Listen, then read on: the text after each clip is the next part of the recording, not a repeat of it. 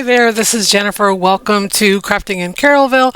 I'm so glad you're watching today. If you're new, welcome, and I'm glad you found me. If you're returning, I'm so glad that you come back to watch. I hope that you're subscribed. If you're not, please do that. I have just one project I'm working on today, and that's this wooden box I found at the Goodwill bins. Actually, it looks like I may have gotten that from the Goodwill, but I thought $4 or $3.99 was a super great price for something so sturdy. It's very well built. It's obviously handmade, hand carved, but maybe they were selling it so cheap because, you know, the initials HKK are pretty specific. So, you know, maybe they didn't quite know who would actually buy that. But anyway, I bought it because I knew I could do something about that. And what I'm going to do about those initials and those carvings is I'm going to use water putty to fill those in. So I have my water putty here. This is just some putty that you mix, some dry powder that you mix with water to create a putty. So it's definitely wood-based, and that whole canister I think is 5 pounds, and it is about $10 the last time I checked at Lowe's. And one of those canisters will last you a really long time through a lot of projects, and you can use it the way I'm using it, or if you mix it up a little thinner, like almost like pancake batter consistency, you can actually pour it in your silicone molds, and I have covered that in a previous video. So if you want to see how to do that, maybe I'll put that one in the end card if I can find it. So anyway, I'm just using this putty knife to fill in those carvings with this water putty. It dries pretty quickly. I think I stick the heat gun on this to dry it a little faster. Nothing's drying really fast right now where I live. And listen, I'm not going to complain about the weather because I live in Southwest Florida. Just know that my workshop was a little colder than usual. So I'm going to go ahead and fill those carvings in, and then I probably fill them in twice before I'm finished because it does shrink a little bit. And then I'm just going to take my finger sander here and sand off the excess and make the cover of the box smooth again. I'm using my finger sander because I think I'm doing this at night and I really don't want to wake up my husband with my my power sander. So I'm just using my finger sander, and then I'm going to just give the cover of this box a messy coat of paint. It doesn't matter what color, as long as it's light. This is a very, very light blue because I didn't know at first exactly what I was going to do on this box. I thought I might do water slide paper, but I definitely decoupaged it instead. So I just knew that I was going to start off with something super light. So anyway, this is me decoupaging just regular printer paper, graphics that I got on Creative Fabrica, and I'll have a link for Creative Fabrica for you in the description box. I also have a Creative Fabrica store, and I'll have the link there with some of my most popular items that I sell at shows. Maybe they'll help you too. I'm just using Mod Podge to decoupage regular printer paper that I sealed with hairspray. You could just as easily use, Mod Podge acrylic spray or your Rust-Oleum sealer, whatever you have, anything clear that gives a good seal. I use hairspray because it's, it doesn't smell super fumey, and, I always have it on hand, so the quickest thing to grab. So I'm using a balled up piece of cling wrap to lay down my paper there, and I'm much more globby with the Mod Podge than I normally am. I think it's because I've been in a hurry to get this video done because it's been so long. So I probably am not being super careful. I'm working pretty fast. Not quite as fast as I've sped this video up to, but pretty fast, just the same. So here I am. I am doing the normal decoupage method that we all do. I started with a starter strip, and now I've gone clear across the paper. I pour my Mod Podge into that peanut butter jar there because I like to add some water to it. I like to make it pretty thin. Here I am, I'm giving it a top coat of Mod Podge as well, trying to get that as even as I can. And I do come back after that Mod Podge dries and I seal it with some clear matte spray because I do not want any type of sheen on this. And I want to make sure that in case I missed any spots with the Mod Podge, the finish is uniform all across my piece. So that's something I always do, is seal my pieces with a matte finish so that the finishes are the same, all across the project. And here I am hitting it with a heat gun because, again, I'm in a hurry. I want to get a project done and get a video up. So that has been my thinking all this week. It's been a while. We had a show, and so we had a show at the end of January. It was a great show. We really did well. We enjoyed it. It was a lot of fun. We got to catch up with all of our vendor friends who, of course, have been, they start their show season much sooner than we do, and they go a lot later because a lot of our vendor friends travel everywhere, and we don't.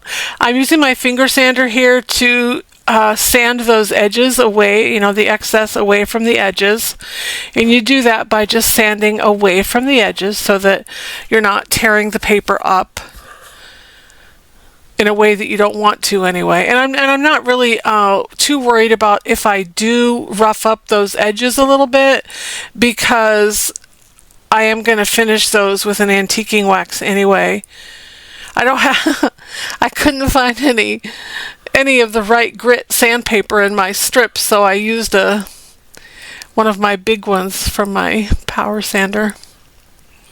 Anyway, I loved everything about this box. It was super sturdy. The hinges were in great shape. It was very well built, and I actually love the wood tone on it, but I am going to paint that. And I thought about leaving it just that wood tone, but in the end, I decided not to. Now I'm coming in with some crackle medium. This is Folk Art crackle medium. It's my favorite kind. I feel like of all the crackle mediums, it seems to be the most predictable. Always get the results that I want. I use a chip brush to apply it. And when you apply it, you want to use as few strokes as possible. So where I'm going to I apply it in 1 or 2 swipes. I try not to make any more strokes than necessary. I am leaving the inside of this box, the unfinished wood, as well as the bottom, because I love it. I think it's a beautiful piece of wood, and I really want to leave it the same where I can. So I'm really just doing the outside of the box. And I'm using, again, my heat gun to speed up that crackle medium so it will dry. The quicker it dries, the quicker I can get my paint on the box. And I'm just using, I think I'm just using like an oops paint that I found at Home Depot again. That type of crackle finish is meant for chalk paint, and I didn't have any white chalk paint, so I just used what I had. I don't worry too much about following the rules, to be honest. I just kind of march to my own drum. That's the way I've always been, So if you know me, you know that that's a fact. So again, I'm using my heat gun to speed up that drying process on the crackle medium. And I'm going to apply the paint the same way in as few brush strokes as possible, because you don't want to pull up the crackle medium that you just put down, especially if you're impatient like me and you just use a heat gun to dry it, because it doesn't necessarily get, it's not cured, it's just not tacky anymore. So I'm using, again, a chip brush to apply the paint, and the heat gun is going to speed up that crackling process, and you'll be able to see that crackle start to appear as soon as it starts to get dry, which I love. And that's really why I use, there are so many other mediums you could definitely use to get a crackle finish, but I feel like this is always a fail-safe for me. It just always works the way I want it to, and I don't really, it's not unpredictable. at all. So that's why I use the folk art crackle medium. Just really love it. So I really love these pictures. They had a lot of these types of pictures to choose from on Creative Fabrica. These are actually 2 pictures that I married together. The horse and some of the elements around the horse were one picture, and then the background flowers were a different picture. And I just layered them in my program on my computer and gave the horse like a soft edge so that there wouldn't be a harsh edge where the horse picture sat in the middle of that collage. So that's what I did there. Again, here I am using my heat gun to speed up the process. I'm in a super big hurry today. I don't know why. That's looking pretty good. I am careful to not get paint on the inside cover because I want to leave that the natural finish. So I come back in, I sand that, I scrub it, I just try to make sure that the paint isn't where I don't want it to be. I do clean that up again towards the end, so you'll see. Anyway, our show went really great. Listen, I'm still selling those bathroom cows. In my last video, before this video, I showed them to you. I framed a ton of them. We sold most of them. People came back after our show last September. They came back to our show in January and said, hey, I bought the girl bathroom cow and I forgot to buy the boy, or you ran out of the boy, or whatever it was. I didn't get any bathroom cows because you sold them all, whatever. So we had a lot of people that came back, remembered us from September and came back to claim their bathroom cows. And then of course we had a lot of new customers as well. So they're still on a roll. So if you want to get you some bathroom cows, I have my link in the description box to Creative Fabrica where you can purchase the download and you can do whatever you want with them. They come with a full commercial license. If you don't know what I'm talking about, I will definitely put that video in the end card since I've talked about them so much. I just know that they're definitely a hot commodity. In the shows that we do, I can tell you what a lot of people in Fort Myers, Florida have in their bathrooms. So they got bathroom cows. Anyway, here I am. I'm still working on that crackle paint. If you notice, I'm using my paint just like I said, and I'm applying it in as few brush strokes as possible so that I don't bring up all of my crackle finish as I apply the paint. And again, using my heat gun to speed up that process. I love the way this project turns out. This is just one simple project. I have so many ideas, so many things in my workshop that I need to get to, but I'm also in the process of trying to get my workshop cleaned and organized, and I cannot wait to show you an organizational tool that was given to me by the Division of Blind Services. I'm so excited about it. Can't wait to show you. I think it would be great for anybody at all, not just people with low vision or issues related to blindness like I have. I think that anybody could benefit from this particular product. So can't wait to show you in my next video. You're gonna love it. Everybody's gonna want one. I'm just using a wet rag to clean up some of that paint, and I do come in with my sander again and just make sure that none of that paint is on the inside, because I wanted this to be super clean and just wood on the inside and on the bottom. Using my sandpaper with a lighter grit sandpaper like a 120, maybe even a 220, to just knock down some of that crackle where it might be raised or have a texture. I still want this to be smooth, and I want it to be a nice finish. And then of course I'm cleaning up the bottom of my box. Like I said, I don't want there to be paint on the bottom of my box, but you just never know what's going to happen in this workshop of mine. It's so dirty right now. I need to clean. I really do. Anyway, I'm getting to it. I'm going to do it very soon. So that's what I've done here. Now I am taking the hinges off because I want to be able to clean that box without the hinges getting in the way or damaging the hinges, and I also want to put a new finish on the hinges, so that's going to be easier if I just take them off. So that's what I decided. I'm just going to take that cover off and work on it, you know, each piece separately. And then I have to put them in something. I put them in a peanut butter lid so that I don't lose them, because you know that could happen. Like I just told you how messy my workshop is right now. It's just you don't know. You don't want to put anything down in some random spot. You might never find it.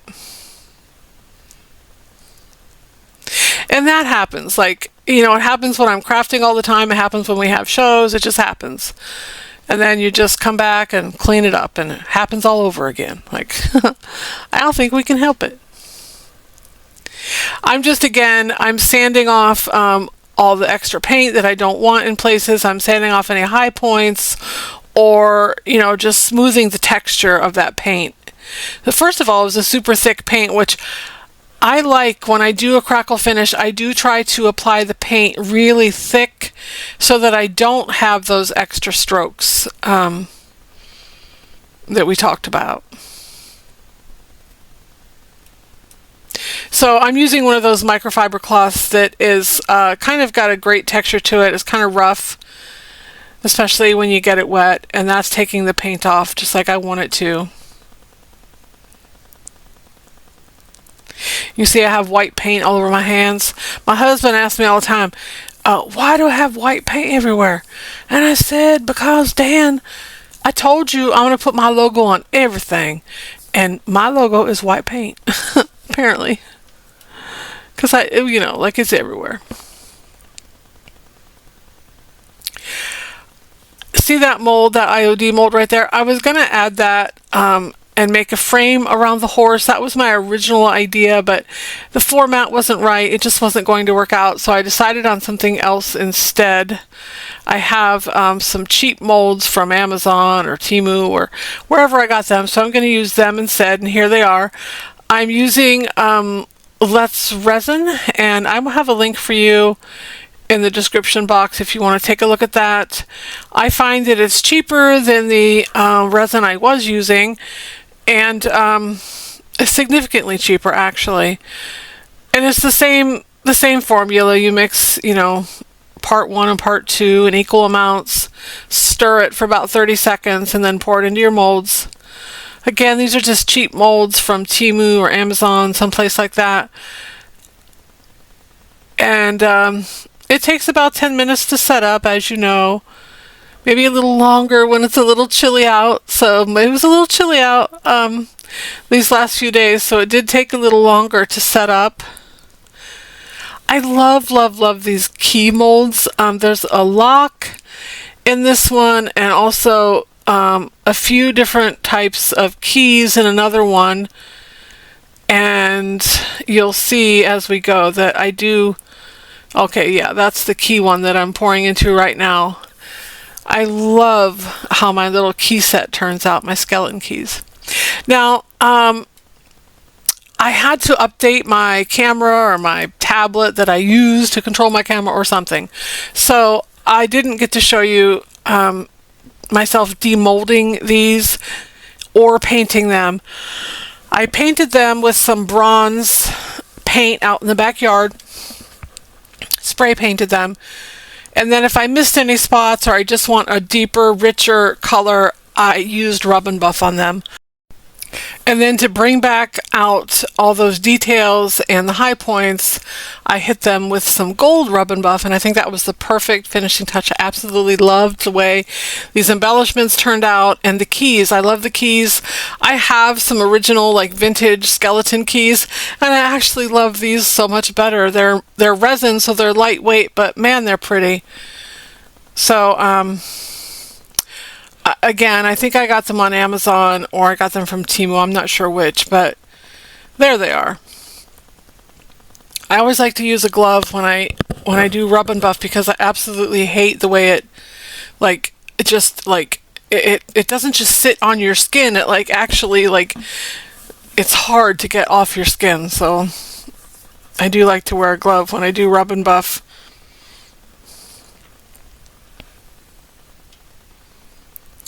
I'm going to use this super glue that I have in the frame there to apply my embellishments to my box, and I don't think that I do that on camera because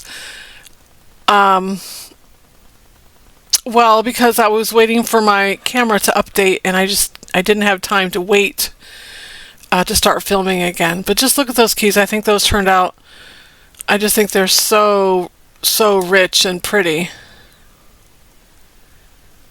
I think I'm going to go ahead and make up a bunch of those and just sell sets of keys at our next show. I think that'll be something people will definitely buy, even if they're not real. Now I'm just refinishing those hinges like I said I was going to do. I use the Spanish copper rub and buff to just give them a fresh coat so that they look refreshed and not quite as worn as they did. I think they'll look, a little fresher with this Spanish copper rub and buff on them. And I always use, I typically use a brush to brush it on if I'm brushing it over an entire surface. And those are just like cheap eyeshadow brushes that I pick up to use with my rub and buff. And I don't even think I hit those with gold. I think I just leave them the Spanish copper. And that paint on there, actually, I don't take it off because it actually holds the rub and buff much better than the plain metal. So it would be okay to paint them over completely and then add the rub and buff because it seems to add some tooth, and the rub and buff sort of sticks better that way. I end up not using these little flourish molds because I just didn't see the use for them, so I am going to put them away for another project that I will complete very soon, I'm sure. Always have projects in the works. And sometimes I just don't record everything I do because I just don't have time. I run out of time. I just got to get stuff done. We do have a small show coming up March 21st at a Shop the Farm event in Fort Myers. And then also we have a 3-day show coming up in April at the Strawberry Fields in Tampa or Plant City. April 10th, 11th, and 12th. And those are our next 2 shows. So I'll be getting ready for those, doing lots of upcycles. I do have some new art pieces that I'll be working on. I have one currently that I need to finish that I have not finished. And I'm a strong believer that if you start an art piece, you have to finish it. So even though I had some hiccups with my eyes and I had to put my art aside for a few months, I think I'm ready to get back to it, and I'm going to get back to it because it's never a good idea to not finish a project. So I will be working on an art piece. I'm using Best Dang Wax in Brown by Dixie Belle to just add some more rustic appeal to my little project here. I'm going to rough up those edges with the wax and also give it the natural shadow effect that those embellishments cause. And also I want to warm this project up a little bit, the actual paper itself, the actual image. So I am also going to go over that with some brown wax, but of course you're going to see I wipe it back with either a wet baby wipe or a wet paper towel, whatever I've got in my hand. But I don't want it to be as stark white as it is now. So I do use some of that wax to come in there and just warm things up a little bit, because these elements on here, the elements that I made with the Spanish copper rub and buff and the gold rub and buff, those are warm elements. In the paper, the colors are more cool, but I'm going to take the opportunity to warm them up just a little bit. And I think that definitely accomplishes the purpose that I set out to do. I'm almost out of Best Dang Wax in Brown with, from Dixie Belle. I don't have any more, but I do have some Bear Wax, which I find very comparable. Actually, I don't actually prefer one over the other. So I do have some cans of that I got on clearance at Home Depot. So I'm going to be switching to that over my next few projects because, like I said, I'm almost out of my my good stuff, my Dixie Belle. I say good stuff because, it's expensive. Like, they don't give that stuff away. think it's like $25 a can. The only reason I have an excess amount of it is that, and I've said this before, always watch Marketplace. You never know what you're going to find. I found a distributor who was closing up shop because of hurricane, and she sold everything she had for $5, no matter what it was. So I got lots of waxes and glazes and paint and all sorts of stuff. And that's been a while, and I'm still working through that. So also, don't ever forget to look on your Oops paint rack at Home Depot or Lowe's, because their little paint samples are 50 cents, and the quarts are $2. I mean, you know, you could just add calcium carbonate to just about any paint and turn it into chalk paint. So just keep that in mind. There's always a cheaper alternative. Always. That's me just adding that brown wax to warm that up, just like I said. And it really does add the exact amount of warmth that I want it to. It's not that stark white anymore. I love those images. I love them together. Things like this, these wooden boxes, they sell. Every single time they sell. And I think they sell because when people see things like that, they know that, you know, you're just making one, that's all you got. Like, you know, I can make lots of different boxes, but I'm never going to make the same one twice. And I think this is me putting the hinges back on my box. Oh no, I'm still adding wax. Look, I love this little lock. This was one of those elements that was on the mold with a key and the little flourishes that I put on the top of my box. That's another great little detail to add to a box. I'm gonna have to look for, I don't have the IOD lock and key mold, and I might have to look into that. Because, you know, like, I don't work for IOD or I don't sell that or anything, but I do think they have a new release in 2 days. Been trying to pay attention to that. I haven't heard all the stockists talking about it. I've heard, you know, I follow IOD on YouTube and I've been watching them, and they've been having little teasers, but I haven't heard anybody else talking about it. I don't know what's going on. Anyway, so here I am putting my lid back on my box. I'm going to use my drill with a screwdriver to get those screws back in there. There we go. Easiest way to get something done. My husband tells me all the time, you got to use the right tool for the for the project. And this is the right tool. Gets it done super quick. You can see I'm wearing a sweatshirt in Southwest Florida. That's all I'm going to say. I told you I'm not going to complain about the weather, because I know y'all been freezing. So I am thankful to be living in Florida.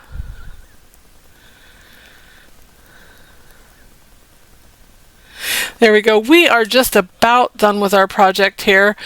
Adding my top back to my box is about the last of it. If you love this channel, you know, if you can bear to hear me talk for 33 minutes and 21 seconds, please like, share, subscribe, all the things. We need to really grow this channel. Oh, I do have one more little project. Look, I am drilling holes in my keys. And if you didn't know, resin can be drilled through, it can be sanded. There's lots of things you can do with resin. So I'm just adding a little hole, and that way I can make a little string of my keys. I'm going to add a ribbon and tie them all together so I have a set of keys. And sets are always better in odd numbers, so you would have 3 keys or 5 keys, not 4 keys and not 6 keys. So I have 5 keys that I'm going to string together on a ribbon. I'm going to use some chiffon ribbon that I got from Amazon, and that will come out in a minute here. I've been taking a little break from Amazon, but I did order these over Christmas and I haven't used them yet. So I picked a color. I picked this dusty pink color that matches the roses that are on my box, and I'm just going to string those through the holes that I made. There's a couple keys that have holes already that I didn't need to drill, but in the case of the ones that I did drill, see, that's a small hole in a big ribbon. So I used one of my little, it's not a Cricut tool, but it sort of looks like one. And I got those from Harbor Freight. They come 4 to a pack and they're different shapes. So I'm just going to use that to punch my ribbon through the hole there. And that's going to make it a lot easier. So that's what I do with the holes that I drilled.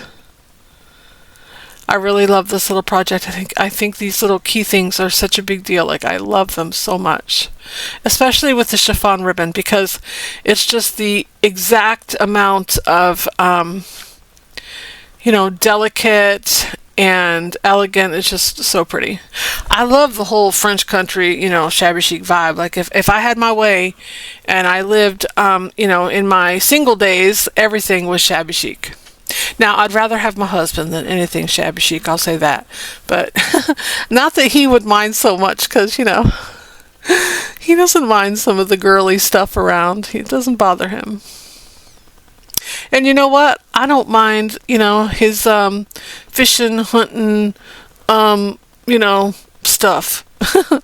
And it's a good thing, because it's everywhere. So there I am, my last key. I'm just going to punch that ribbon through the hole, pull it through.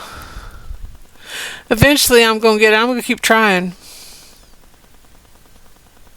There we go. Now I'm just going to tie a bow at the top of that ribbon and trim the tails. And I love the way those keys come out. I think they are just the exact finishing touch to my box. I'm just going to put them on top of the box and they'll be displayed that way at our next show. Sometimes I take just 1 or 2 very special things that obviously I'm not going to make 10 of or 20 of like I do some things. This is kind of a one-of-a-kind piece that will definitely sell at our next show. So now for real, we've reached the end of our video. Stay tuned so you can see exactly how everything turns out. Please like, share, subscribe, comment, all of those things. Let me know if you love this project or not so much, whichever you think. This is how our project turned out in any case. So I'll see you next time. Y'all have a nice week. Bye-bye.